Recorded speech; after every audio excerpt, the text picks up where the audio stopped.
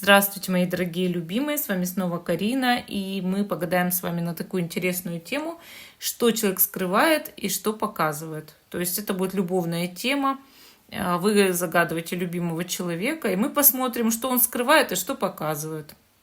Вообще это такой расклад небольшой, да, каковы вы сейчас, каков он сейчас, что он к вам чувствует, что он думает о вашей паре, что скрывает, что показывает и как будут развиваться отношения. Гадать я буду сегодня на метафорических картах енот. Это очень такая интересная колода, необычная, вы ее еще не видели. Но сама по себе колода метафорических карт многое показывает. И по ней интуитивно можно рассказывать разные интересные вещи про ваши отношения. Ну и вообще про жизнь. Поэтому давайте вот мы сейчас как раз-таки попробуем сделать такой расклад. Что скрывает и что показывает. Да? Ой, я тут немножко затасовала инструкцию. Извиняюсь, она где-то зачесалась у меня, видимо, прилипла к чему-то. Что скрывает и что показывает. Итак, значит, первая карта – это вы сейчас. То есть именно вы сейчас в этих отношениях, да? Каковы вы сейчас в этих отношениях? А дальше уже будем с вами смотреть. Итак, вам нужно выбрать позицию по трактовке первой карты. Или, может быть, вы в карте увидите что-то свое в каждой, потому что это метафорические карты, и каждый в них видит свое. Итак, значит, наши камушки с вами это все флюориты. Первая позиция, вторая и третья. Первая, вторая, третья. Те, кто еще не выбрал, ставьте на паузу, выбирайте, потом переходите на свой тайм-код. А мы с вами начинаем с самой первой позиции. Остальные я пока убираю в сторону.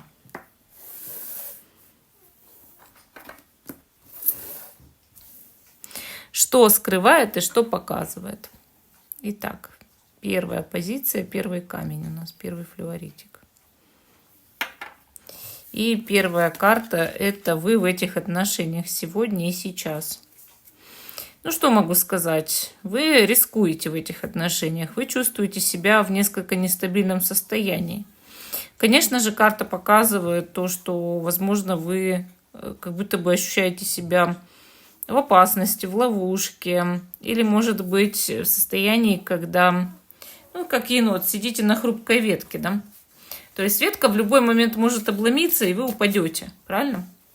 Но вам хочется, вот как будто запретный плод сладок, сорвать на конце этой ветки какую-нибудь красивую, там, не знаю, листик, может быть, какой-то плод или еще что-то. То есть карта явно показывает, что да, вам нестабильно, да, вам как-то страшновато даже в отношениях. И да, вы не доверяете сейчас пространству, но вы готовы рисковать, чтобы потянуться за заветным вот этим листиком и его съесть. Вы испытываете, скорее всего, сильное влечение к данному человеку. Хорошо, а теперь этот человек в отношениях каков? И мы здесь видим енота, а еноты у нас полоскуны, как вы знаете, они всегда что-то полоскают в воде за своим каким-то вот обычным занятием. То есть для человека эти отношения, в принципе, естественны. Вода – это его стихия, да, естественная для него. Он часто общается с водой, енот. И поэтому карта показывает то, что этот человек часто как будто готов взаимодействовать с вами, общаться. Вы для него кто-то естественный, обычный. Вы для него кто-то обыденный, кто с ним постоянно находится в неком обычном стандартном контакте. И вы человек, который, в принципе, готов его сопровождать, он это знает, и вы никуда не денетесь. Так получается. Давайте посмотрим теперь, что человек к вам чувствует. Что же он к вам чувствует. Так, и мы здесь видим, значит, карту любопытства. Мы понимаем, что человек как будто бы идет на разведку, да, в вашу сторону. Вот ему хочется про вас что-то узнать побольше. Он за вами наблюдает, этот человек, заинтересован в вас, присматривает. Возможно, направляет сейчас внимание, чтобы пообщаться с вами побольше. То есть видно, что человеку вы не безразличны. И видно, что все-таки, ну, зависит от стадии отношений, да, если давно общаетесь, скорее всего, заинтересован, любит, или она любит, или он, неважно, да. Если недавно общаетесь, просто есть очень сильный интерес и, ну, симпатия. Давайте посмотрим, что он думает о вашей паре. Ну, и здесь мы видим все-таки 2 енотов на карте. Сразу же, да, вот пара и 2 енота, да, мы видим. Но они каждый занят вот какой-то добычей, да, каждый своим делом занят. То есть у каждого из вас, как знает человек, есть некоторые обязанности в жизни, и вы их выполняете. Но мы видим на карте 2 енотов. То есть, что ваша пара все-таки существует. Просто каждый должен же выполнять и какие-то свои дела, он считает, этот человек. Вроде бы вы на одной территории, вроде бы вот вы, в принципе, близко друг от друга, но заняты своими делами, своей работой, своей жизнью. Это может быть даже совместное проживание, но все выполняют свои обязанности. И, в принципе, я бы сказала, что это спокойные отношения. То есть еноты на карте явно не дерутся, а просто вот вместе что-то делают, каждый свое. Что этот человек от вас скрывает? Подошли к основному моменту. Что же скрывает? Ну, возможно, общение еще с кем-то есть. Или какие-то дела с человеком противоположного от него пола. Ну, допустим, для вас это может быть, как вы подумаете, конкурент или конкурентка, и общие дела, у них какие-то незавершенные вопросы. Но это не говорит о любви. А скорее человек скрывает, что им приходится общаться по каким-то невыясненным или остаточным ситуациям. Или, допустим, по поводу, ну, детей, например. Если, допустим, у бывшего мужа, жены с ним, с человеком, да, или с ней были общие дети, или есть, ну, я имею в виду, что эти вопросы не могут быть завершены окончательно раз и навсегда, да, пока дети не вырастут, уж точно. Также мы видим здесь вообще пруд, много уток, что говорит, что, возможно, про вас сплетничают, возможно, есть, так скажем, какая-то толпа, люди, окружающий мир, кто распространяет разные слухи. Человек хочет оградить вас от этих слухов, не хочет, чтобы вы знали, что простраивались, что говорят, может быть, что-то не очень хорошее. Но в целом это неплохие вещи какие-то. То есть человек хочет быть к вам ближе и терять явно не хочет. Просто ограждает вас от негативных эмоций. То есть даже если там с кем-то он общается, это не говорит о отношениях именно, а о том, что есть незавершенные ситуации. Что он вам показывает?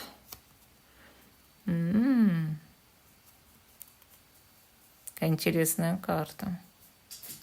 Ну, вы знаете, эта карта может показывать то, что этот человек, ну, показывает почему-то как борьбу какую-то, да. Иногда такая карта может свидетельствовать, что человек показывает негативные эмоции какие-то, борьбу какую-то. Может быть, с тем, что ему не нравится в вас или в ваших отношениях, или в окружающем мире. Именно змея выпала. Змея, да еще и борющаяся, да, с кем там, с ящерицей. То есть тут 2 совершенно не связанных, да, существа. Вот, допустим, как, ну, с енотами. Это как скорее враги енотов борются между собой. Человек может о чем-то ярко рассказывать, о каких-то, там, не знаю, баталиях, о политике или еще о чем-то. То есть, что он умеет рассказывать, сопереживать, кричать, ругаться, да. Но с другой стороны, ему бы как раз-таки вот то, что вам важно, и то, что вас реально бы задело, показывать бы вам не хотелось. То есть это хитрый ход. Показать часть своей жизни, чтобы вы не догадались о чем-то другом. о том, что вас действительно бы как-то побеспокоило, понимаете? Как будут развиваться ваши отношения? Так, ну мы здесь видим такого вот прям, опять же, заинтересованного, вот прямо смотрящего енота, прям мне в глаза. И я понимаю, что отношения будут развиваться, и есть в этой карте инициатива, заинтересованность и такой прям интерес явный, острый, активность такая, прям настойчивость. Поэтому человек, скорее всего, будет продолжать отношения и должен проявлять или она, или он как бы яркость в отношениях, если это мужчина, инициативу, если это женщина, надеется на вашу инициативу, да. Да и сама, в принципе, что-то может к вам проявить, какую-то инициативу частично. Поэтому я бы сказала, что отношения здесь будут продолжаться. И пока стороны заинтересованы в отношениях, но вам нужно учесть вот это. Учесть, что и сплетни вокруг вас ходят, и человек вам открывает часть. Ну вот я говорю ту, которая вас не так побеспокоит, как реальную. И то, что вот есть незавершенные дела с кем-то из бывших. И, конечно, это тоже вам неприятно, но, с другой стороны, вам нужно пересмотреть свои реакции на это, и вы тогда не будете так сильно из-за этого, как бы, да, переживать в будущем, когда вы реально узнаете там, что, да, есть незавершенные дела. Ну, вот такой интересный ответ у нас получился по самой первой позиции. А мы идем с вами дальше, к позиции номер 2. Что скрывает, что показывает, да, у нас тема расклада, вот наш второй камень. И первая карта – это каковы вы сейчас в этих отношениях. То есть мы с этого начинаем. Ага. Вы у нас енот заинтересованный и подозревающий. То есть вы все время наблюдаете за человеком, которого вы загадали. Прям пристально наблюдаете, следите. Всегда в оба. Вы заинтересованы в этом человеке. У вас есть к нему сильное притяжение. Вы отступать не готовы. Вы энергичны в отношениях. И вы, знаете, на кого эта карта похожа? На мага. То есть вы умны, вы проницательны, вы интересны. И, конечно, заинтересованы в человеке вот именно по-серьезному. Вот. Поэтому вы присваиваете этого человека. Присваиваете себе. И, конечно, считаете, это мой человек. Понимаете, вот так. Никому не дам. Мой человек. Хотели бы внимания от этого человека к себе постоянно. Каков этот человек в ваших отношениях? Так, ну мы здесь видим, значит, такое постоянное занятие какое-то у енотов. Тут двое енотов. То есть человек чувствует себя в паре с вами. И занятым. Вот каким-то занятым. Причем это зима или весна. И еноты в этот момент действительно там могут очень быть активными. Там постоянно искать себе там пищу, пропитание. Постоянно быть заинтересованными в том, чтобы что-то добыть. Возможно, вы загадали мужчину, и он добытчик тогда. Да, вот я буду трудиться, что-то делать. Я все равно буду работать на благо. И добьюсь, и добуду, и денег добуду там, да. Если вы женщину загадали, ну, такая трудяшка. Трудяшка. И, в принципе, человек себя чувствует в паре заинтересованным. И то, что он с вами в отношениях. И вот вы оба что-то делаете. То есть он видит, и что и вы действуете. То есть вот так. Я бы сказала, человек считает себя как будто серьезным, да. Что он к вам чувствует? Лягушка. То есть, понимаете, лягушка – это не енот, это вот колода, полностью посвященная енотам, но тут могут появляться другие существа, да. Лягушка, она показывает то, что человек может, знаете как, внутри себя ощущать другим. То есть, раз колода посвящена енотам, а это лягушка. Если была лягушкам посвящена, да, а то енотам же. Он себя ощущает отличным в чем-то от вас. Что у него, да, у него есть чувства, но я другой совершенно, чем ты. То есть мы разные, мы совсем разные. Он чувствует, что вы притянулись на основе того, что вы слишком разные. И может у вас там, да, знаки зодиака не совпадают, там, да, несовместимые, или, допустим, характеры непримиримые, или что-то вот, допустим, такое, что отличает вас сильно друг от друга даже внешне. Всегда же вот там, да, стараются подбирать вот люди себе партнера, партнершу, даже по внешности. Они все равно как-то гармонируют друг с другом. А здесь как будто что-то разное, что-то вот такое противоположное, другое, что-то не то, что-то различное. Лягушка же не может строить отношения с енотом. Здесь человек видит, что вы как-то вот то ли разных национальностей, то ли разный менталитет, то ли что. Но с другой стороны, он ощущает внутри себя притяжение к вам, но и спокойствие какое-то тотальное. Лягушка, она чаще всего бывает именно спокойна внутри. Как говорится, амфибия, она и есть амфибия, да? Вот. Чуть ли не амеба. То есть он как-то старается быть вот, ну, таким ровным, да, ровным. На охоте лягушка, за комарами следит. То есть, опять же, человек как будто больше какой-то собранный добытчик, но знает, что вы разные. Что он думает о вашей паре?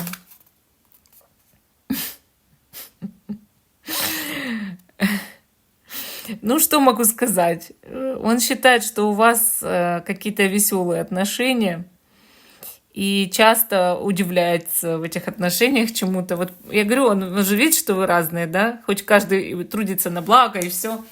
Но часто вы его удивляете, и ему интересно в этих отношениях, этому человеку или ей. То есть именно на основе этого невероятного постоянного шока и удивления, да? Что этот человек скрывает от вас? Ну, какое-то к вам очень сильное притяжение, влечение, которое не может выразить словами и действиями. То есть мы видим здесь, что еноты очень-очень настроены друг на друга. И на самом деле этот человек хотел бы постоянно быть ближе к вам. У него к вам такое как состояние, что прикоснуться постоянно хочется, приблизиться. Я уж не буду говорить больше, это же YouTube или ТикТок там, да, или еще какие-то сайты, там, Дзен. Потому что оно всего не выразишь, да, вот. Но карта, она показала все. То есть его истинные скрытые чувства, да, невероятной в вас заинтересованности. Что он показывает вам? Тут нет енотов, я их не вижу на карте, где они. Опять мы видим лягушачье болото. Вот я говорю, он показывает вам даже малую, как сказать, нет, не малую, а вообще ничего внутри. Как будто бы он какой-то нейтральный. На самом деле у человека есть чувство и притяжение, он знает, что вы разные, что влечет, что все интерес неподдельный, но человек демонстрирует болото какое-то. Вот знаете, как будто ничего этого вовсе не происходит, а я просто вот какой-то нейтральный и просто живу, вот так вот тружусь, а на самом деле у человека разные мыслишки проскакивают там, да, какие-то эксперименты, может быть, провести или еще что-то. Как будут развиваться отношения? Ну, карты показывают то, что вы будете вместе продолжать общаться, жить и так далее, но в отношениях есть еще кто-то, например, ребенок, там, дети, родители могут там вносить свою лепту, да. То есть у вас как будто как семья, что ли, я не знаю. И отношения продолжаются в этой семье, все трудятся на благо семьи. Но вот один из вас не может выразить окончательно свои накопившиеся яркие чувства. Вот, и я думаю, что выразит потихоньку, если вы на это будете настроены. Ну, вот такой интересный ответ у нас получился по второй позиции, да. Да, товарищи, да. Вам нужно по-другому посмотреть на человека, на которого вы гадаете. У него есть какие-то интересные намеки тут, наверное, то, что он скрывает, да. Итак, значит, третья позиция. Значит, каковы вы в этих отношениях сейчас? Опты. Играет или задавил? Это как енот с мышкой играется или с крыской, да, но уже не играет. Не, наверное, это все-таки задавил. Ну, еноты, они же мясоеды даже, знаете, они всеядные, и они могут нападать на мелких зверьков, и на червей, и на жуков. Это нормально. Это нормально. И на крыс. Если они делят с крысами территорию, если они с крысами что-то там, да, они могут нападать на крыс. Это более мелкий зверь, и енот более крупный, конечно. И если ему не нравится, что где-то живет крыса, он ее придавит. Только вот вы как будто бы сражаетесь с врагами этих отношений, а может, с самим человеком. И вы сейчас способны на все, абсолютно на все. Кого угодно задавить, придавить, лишь бы у вас все было нормально в отношениях, да? То есть вы такой человечек-то, агрессивно опасный.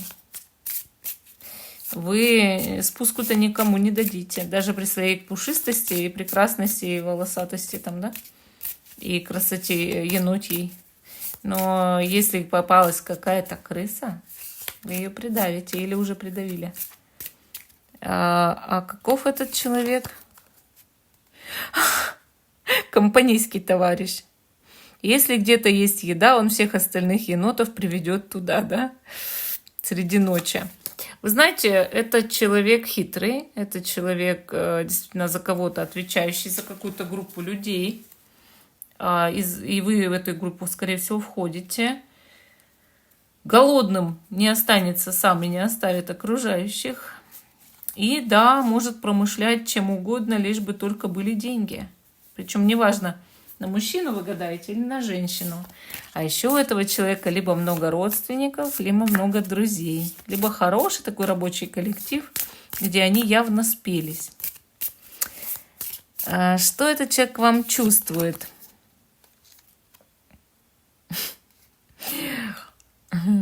Интересно. Тоже защищает территорию. Вы защищаете территорию. Этот человек ревнивец или ревнивица. А человек может переживать, что вы уйдете. Или что вас кто-нибудь украдет.